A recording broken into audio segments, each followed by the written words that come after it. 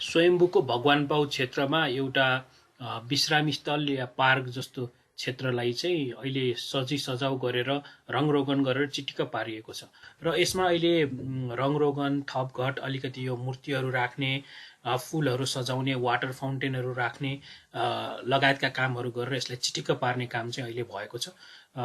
स्वयम्भू महोत्सव फागुन 10 गतेदेखि 17 गतेसम्म यस क्षेत्रमा हुँदै गइरहेको छ। यहाँनिर पोखरी यो बगैँचा अनि जुन खेल मैदान छ खेल मैदानमा चाहिँ महोत्सव हुँदैछ।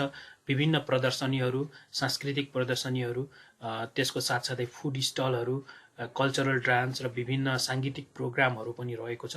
यो एउटा आकर्षक रूपमा चाहिँ यो महोत्सवलाई डिजाइन गरिएको छ र भव्य र सभ्य तरिकाले यसलाई मनाउने भनेर काठमाडौँ महानगरपालिका त्यसै गरिकन काठमाडौँ महानगरपालिका वडा नम्बर 15 कार्यालय लगायतको र स्थानीय क्लबहरू सबै मिलेर यसलाई चाहिँ भव्य रूपमा सम्पन्न गर्दै हुनुहुन्छ र यहाँनिर सजाउ गर्ने कामहरूदेखि लिएर यो परिसरलाई चाहिँ जति सक्दो राम्रो बनाउने भन्ने हिसाबले चाहिँ विभिन्न सजाउको कामहरू पनि भइरहेको छ।